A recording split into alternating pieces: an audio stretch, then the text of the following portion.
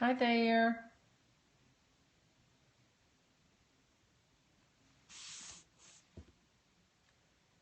Hello everyone. Hey there, Cheryl. Thanks for joining. I'm not going to actually draw this, but I'm going to walk you through the process with pictures. So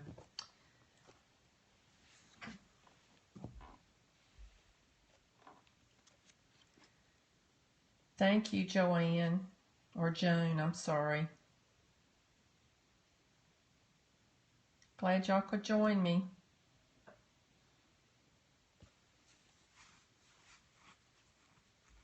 First of all, I want to tell you a story about this page.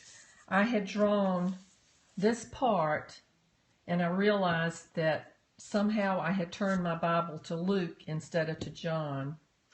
Okay, I'm not going to actually draw it, but I am going to take you through the process because it would take way too long to do this on a video. So I will give you all the steps that I took, and I did it again in another Bible, and I've taken pictures. So I hope that will be helpful.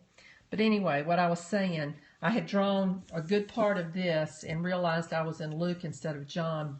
But because this was in the Interleaf Bible, I was able to cut this page, and you can't really see it, but I cut right along this line where the wood was, and then I cut the page out in John and stuck it in. It's got washi tape on this side, so it would be in the right place. My husband told me just to reference from that page to this one, but that drove me crazy, so I had to have it in the right place.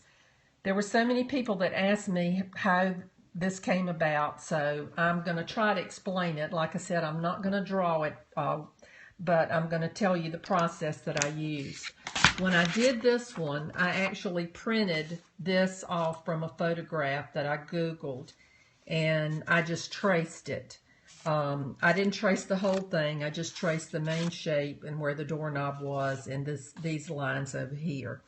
Today I did it in this smaller Bible, so it's a lot smaller, and so I didn't trace it this time. I just had to draw it to make it fit the space. So yes, I did use graphite paper on the other one. Okay, but I'll show you how I went about drawing it too. I've taken these pictures on the iPad, so I hope that they will show up. Can y'all see that okay? Am I turned the right way? I guess those hearts mean that I'm turned okay. All right, now before you say, I can't draw that, I want you to look at the shape. I drew a rectangle like this. And then I have a sheet of templates that you can put on and make curves. So that's how I made this little curve here and the one down at the bottom. And I also used one of these circles for the doorknob. Just used a ruler to make the straight line for the edge of the door, and then I just freehanded this part and this part in here. And use a ruler, and I drew in a border. Yours doesn't have to be exactly like this, but this is how I went about doing it, because I'm going to put little tiny circles in this border, and I'll put larger circles in this border. So these are the larger circles, and these are the little tiny circles. So that was the first step. I don't know if anybody wants to take a picture, but I'll hold it like that so you can if you want to.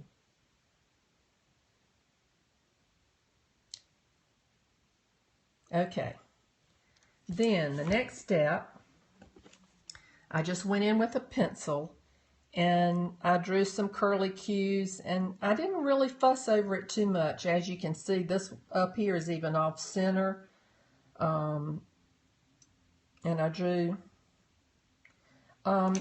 these came from Michael's. I have two different ones. This one is a circle one, and then the other one I have is ovals, and they come in handy when you're trying to, you know, draw around words or whatever. You can just make a nice straight,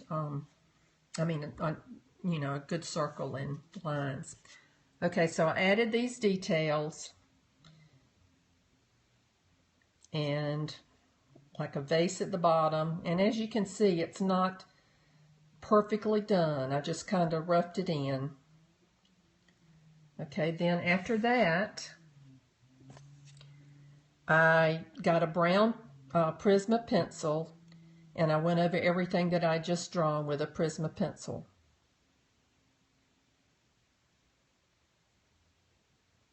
Okay, next step. I got a blue pencil, a dark blue, and my light source is going to be coming from the right to the left. So I don't know if you can see it. Let me put it a little bit closer. On the left and bottom, I put a dark blue line to shade each one of these little circles. And look right here. You can see you know, they weren't perfect. And yes, I will put this on YouTube, so you can watch it again. Okay, so the circles, I mean the dark blue went on the left and bottom a little bit of each one of these circles. Hello there. Hey, Kate. Kate Mama 5. I love that. I'm not sure if I did this the first time around, and I'm not sure that I would recommend doing it, but because it seemed to make my turquoise blue a little bit not as bright. But anyway, this is what I did today, so I'm going to just tell you this step. I just colored over the whole thing lightly with brown. The doorknob I colored with a kind of a bronze color, and I lightened up the pressure so I would have a highlight up here. And then I used the same brown that I went around these, and I shaded the bottom some. I'm going to go back in and shade a whole lot more, but that's how I started. Okay. All right, then I got the turquoise, and I colored over the whole thing with turquoise, except the doorknob.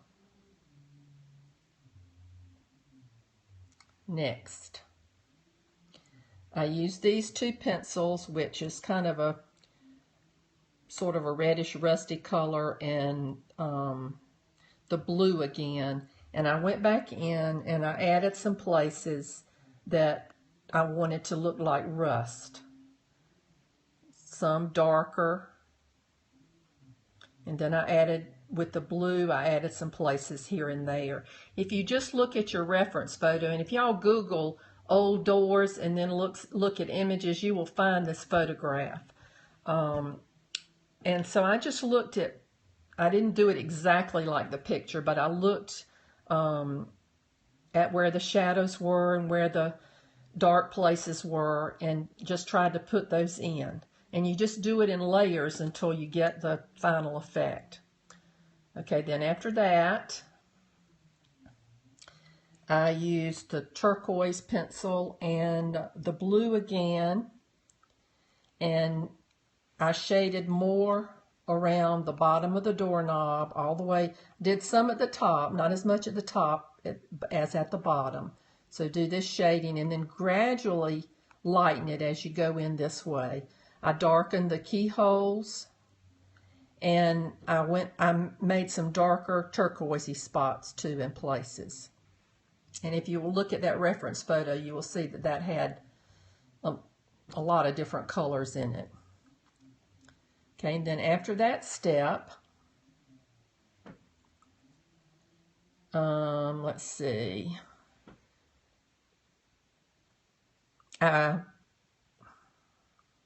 worked on the doorknob some more, so I darkened some more, added some more colors up in here, and let me see, browns.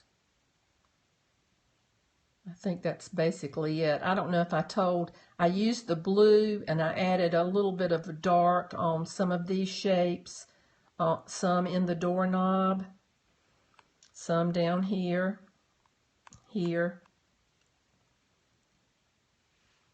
Okay.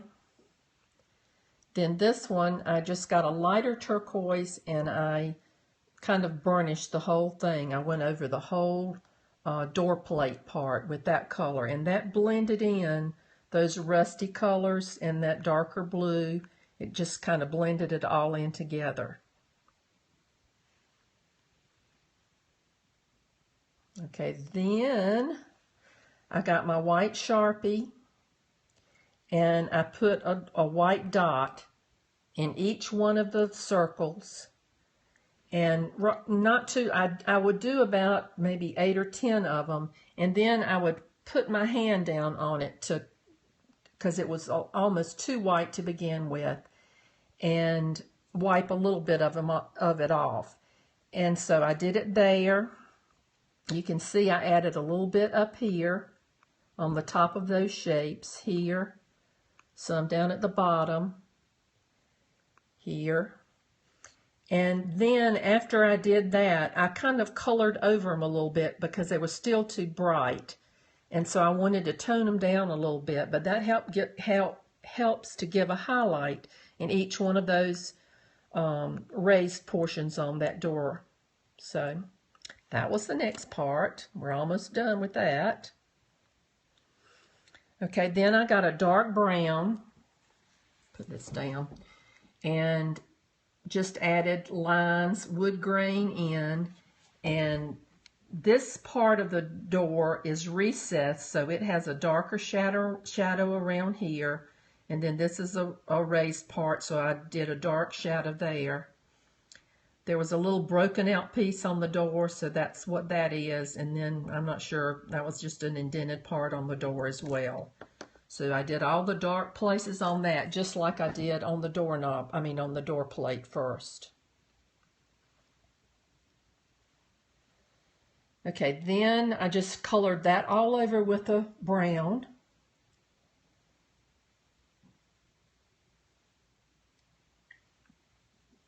And then I added some lighter colors, the kind of ochre, and then a little bit of that reddish and some more brown, and darkened it all a little bit more.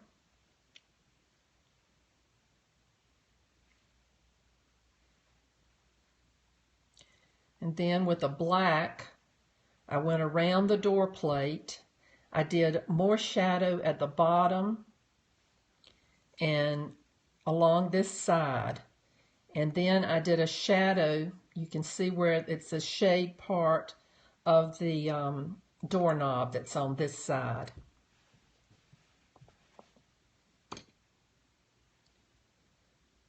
The more you add the darks and the lights, the more depth you're going to get in your drawing.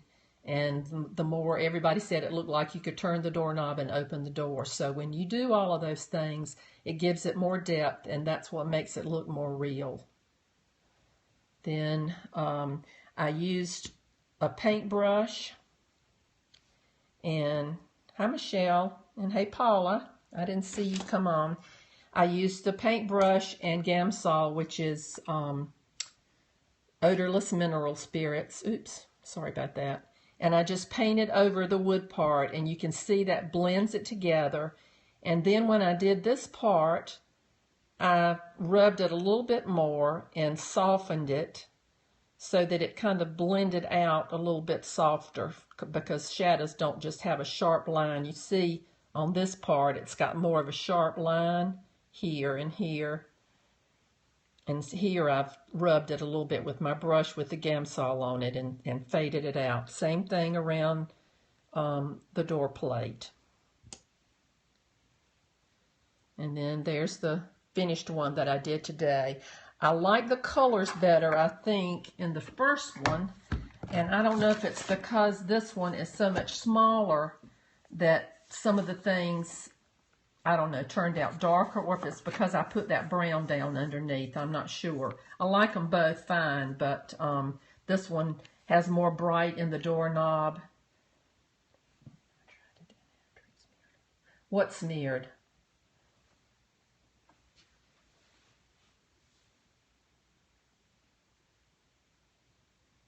A Gamsol.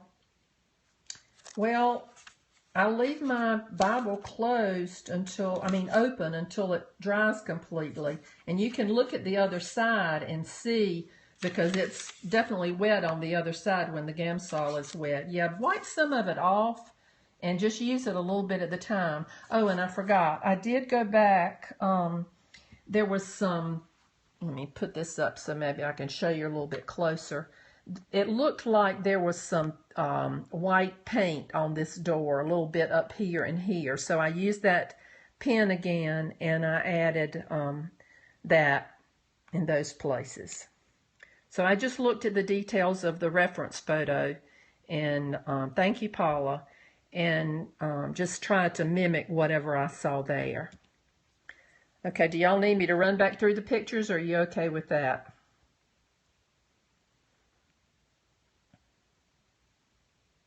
And I know this looks complicated, but I just, if you take it step by step, do one step at a time, then you can have success with it. Practice it on another piece of paper before you do it in your Bible. So this one went a lot faster for me than the first one did because I had practiced. So that one took several hours.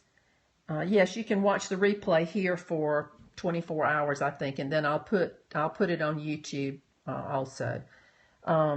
This one took the first one took several hours to do. This one might have taken me maybe an hour and a half, something like that. So anyway, I hope you'll give it a try. And thanks for joining me again.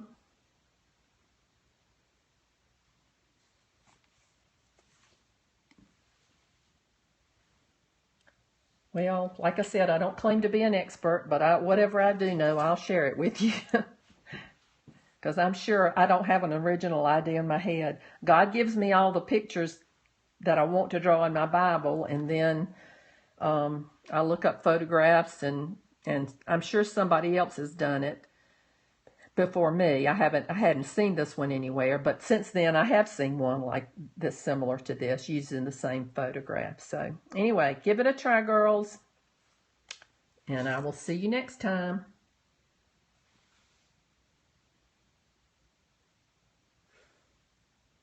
You're welcome. Thanks for joining me.